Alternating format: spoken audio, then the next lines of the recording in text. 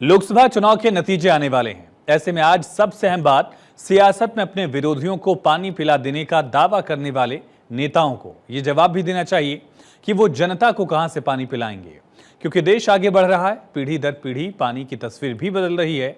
लेकिन सबसे बड़ी चिंता की बात यह है कि नेताओं के भाषणों से पानी प्रदूषण जैसे अहम मुद्दे गायब रहे। सोचिए, जब भाषणों में छा जाने वाले मुद्दों की जमीन पर नींव भरने में दशकों लग जाते हैं, तो ऐसे मुद्दों का क्या होगा जिन्होंने अभी तक इन भाषणों में भी जगह न बनाई हो। आपको आंकड़े दिखाए, लेकिन उससे पहले एक तस्वीर दिखाते हैं। हम सभी ने कभी न कभी जीवन में चापाकल यानी नल से पानी जरूर भरा होगा। इसे अंग्रेजी में हैंडपंप भी कहते हैं। अब आप महसूस कीजिए कि आपके आसपास से ये चापाकल गायब होते जा रहे हैं। कहीं नजर भी आते हैं तो उनसे पानी नहीं आता। ऐसा इसलिए क्योंकि ग्राउंड वाटर लेवल घटते जा रहा है। और जब ये समस्या इतनी विकराल हो चुकी है कि एक वाटर सोर्स ही खत्म होता जा रहा है, तब भी सरकारें इसको लेकर सचेत दिखाई नहीं देती। और सोचिए, ये समस्या हमारे आंखों के सामने है। हम सब भी आंखें मूंद अनजान बने हुए हैं। आप पीढ़ी दर पीढ़ी इस समस्या को इवैल्यूएट करिए। जहां हमसे पहले जो जनरेशन थी उसने नदियों से साफ पानी पिया, उसके बाद की जनरेशन ने कुओं से पानी निकालना शुरू किया। देखते ही देखते कुएं भी गायब हो गए क्योंकि उनके अंदर का पानी सूख गया। इसके बाद बारी आई, हैंडपंप आए, नल आए, वहां भी धीरे धीरे ग्राउंड वाटर लेवल घटता गया और वो भी गायब हो रहे हैं। अब हम वाटर बॉटल्स के जमाने में हैं, जहां आप कहीं भी जाएंगे आपको नल दिखाई देते, आपको पानी की बोतल ही खरीदनी पड़ेगी, नल नहीं दिखाई देंगे। हम कहां तक पहुंच चुके हैं, लेकिन पानी को लेकर कोई खुलकर बात तक नहीं करता। क्या वो वाटर बॉटल्स के भी खत्म हो जाने या बेतहाशा दाम बढ़ जाने का इंतजार कर रहे हैं? जो समस्या पीढ़ी दर पीढ़ी नजर आ रही है, उस पर बात क्यों नहीं हो रही? इसका हमारी नजर में सबसे बड़ा कारण यह हो सकता है कि जिन हाथ में इस समस्या का समाधान खोजने की जिम्मेदारी है, उनके लिए तो दरअसल ये समस्या है ही नहीं। आपने कई दफा सुना होगा कि भारत में भी दो भारत रहते हैं और इन्हीं दो भारत के बीच पानी की समस्या झूल रही है। एक भारत में करीब 99% लोग पानी की समस्या को महसूस कर रहे हैं। इसके अलग अलग लेवल्स हो सकते हैं। मतलब कहीं कोई बूंद बूंद पानी के लिए तरस रहा है, कहीं कोई कई किलोमीटर चलकर एक मटका पानी लेकर आ रहा है, तो कहीं एक लेवल ऊपर कोई पानी के टैंकर से एक बाल्टी पानी के लिए लड़ रहा है, तो कहीं उससे भी एक लेवल ऊपर कोई व्यक्ति एक तय समय का इंतजार कर रहा है जब नल में पानी आएगा और वो पिएगा और पानी भर सकेगा घर के घरेलू उपयोग के लिए। तो कहीं हर साल गर्मी आते ही पानी खत्म हो जाता है। हर साल गर्मी आते ही वो टैंकर के सहारे खुद की प्यास को छोड़ देता है। ऐसी ही तस्वीरें हम देश की राजधानी दिल्ली में देख ही रहे हैं। वहीं दूसरे भारत की तस्वीर क्या है? दूसरे भारत में है 1% लोग, जिसमें शायद बड़े बड़े नेता शामिल हों, बड़े बड़े बिजनेसमैन रहते हैं, बड़े बड़े अधिकारी रहते हैं, नेता या फिल्मी और खेल जगत से जुड़े सितारे इस 1% भारत का हिस्सा हैं। इनके यहाँ पानी की कोई समस्या नहीं है। शावर में पानी घंटों बहता रहता है। इनके यहाँ पर्सनल स्विमिंग पूल्स हैं जहाँ हमेशा साफ पानी भरा रहता है।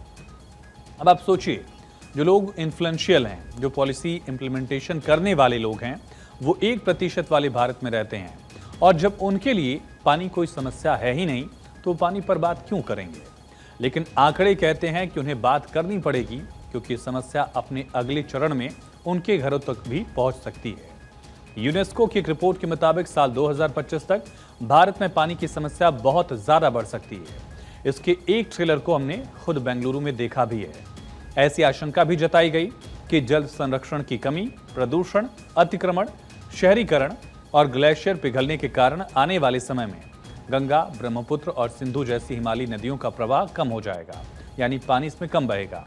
रिपोर्ट में एक और बड़ा दावा यह भी है कि एशिया में लगभग 80% आबादी जल संकट से जूझ रही है। ये संकट पूर्वोत्तर चीन, भारत और पाकिस्तान पर सबसे ज्यादा है।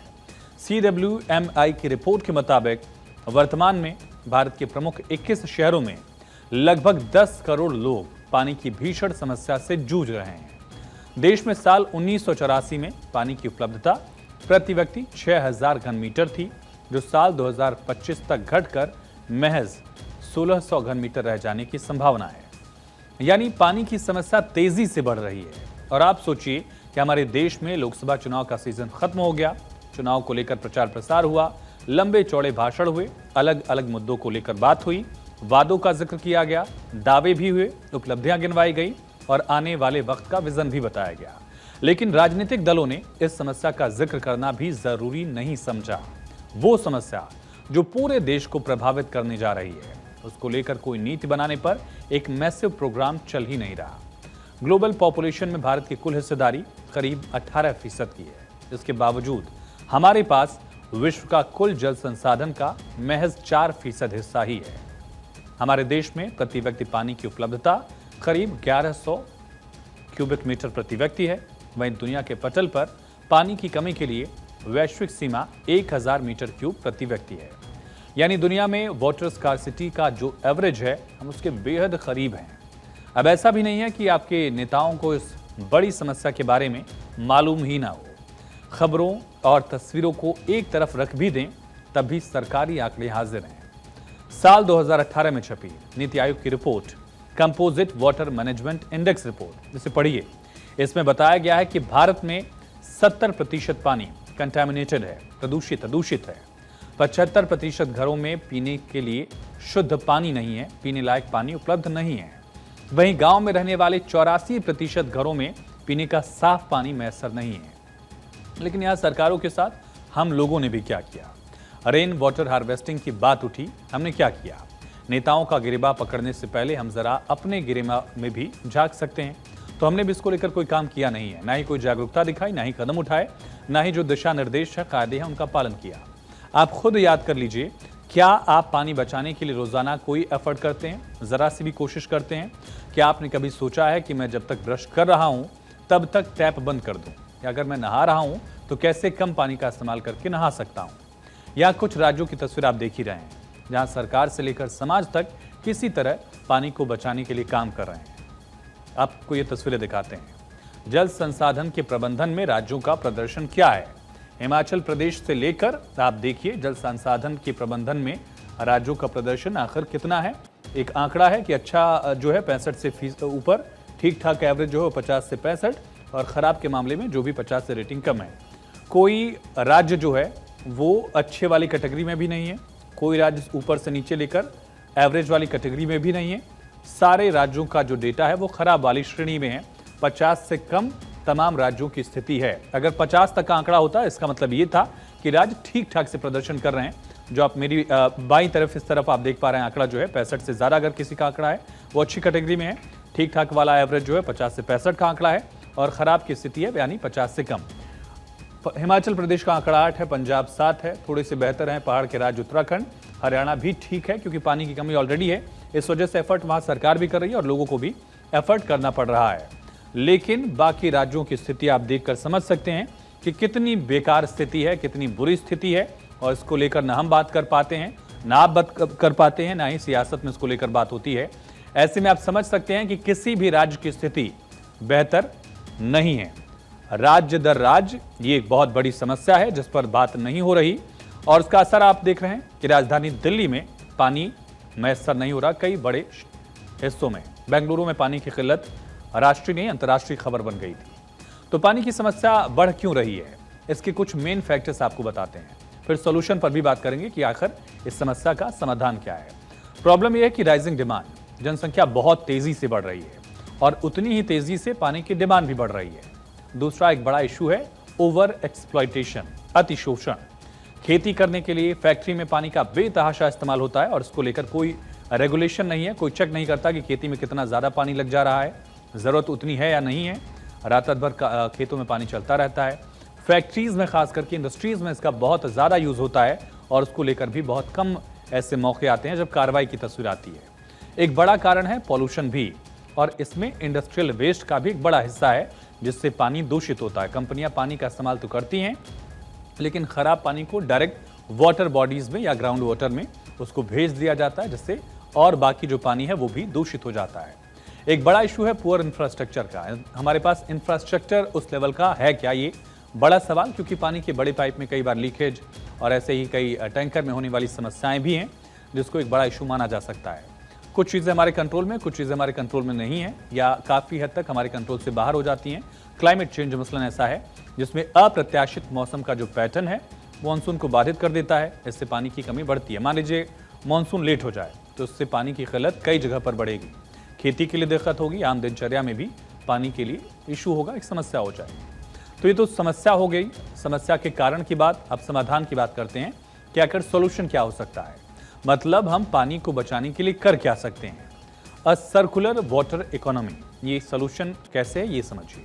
प्रत्येक लीटर पानी की उपयोगिता को अधिकतम करना और बाहरी सोर्सेस पर शहर की निर्भरता को कम करना, यानी हम जो पानी यूज कर रहे हैं उसको हम रीयूज कितना कर सकते हैं, कंजर्वेशन उसका कितना हो पा रहा है, रिसाइकिल कितना कर पा रहे हैं, ये तमाम ऐसे पहलू हो सकते हैं। वाटर सेविंग टेक्निक्स, खेती के लिए हम ड्रिप सिंचाई, ड्रिप इरिगेशन का आपने कई बार जिक्र सुना होगा, और दूसरे कुशल तरीकों को प्रैक्टिस कर सकते हैं। इजराइल जैसे देश ऐसा करते भी हैं, जहां कम पानी में भी अच्छी खेती हो जाती है।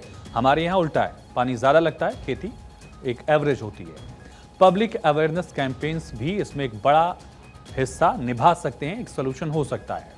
जल संरक्षण और स्वच्छता की प्रथाएं जो है उसके बारे में लोगों को जागरूक करना जरूरी है। ये हम भी कर सकते हैं, लेकिन सरकार भी कुछ बड़े फैसले ले सकती है। मसलन इंफ्रास्ट्रक्चर इंप्रूवमेंट, जल उपचार संयंत्र और डिस्ट्रीब्यूशन नेटवर्क को इंप्रूव करना होगा। सस्टेनेबल वाटर मैनेजमेंट, हम सभी को एक साथ पानी को बचाने के लिए प्रयास करना होगा। और पब्लिक प्राइवेट पार्टनरशिप, सरकार, व्यवसायी और गैर सरकारी संगठनों को सबको एक साथ मिलकर पानी बचाने के लिए काम करना चाहिए। इसके साथ ही कम्युनिटी पार्टिसिपेशन, समाज आगे बढ़े। जल संसाधनों को बचाए रखने के लिए सभी लोगों को, सभी समुदायों को एक साथ आना चाहिए।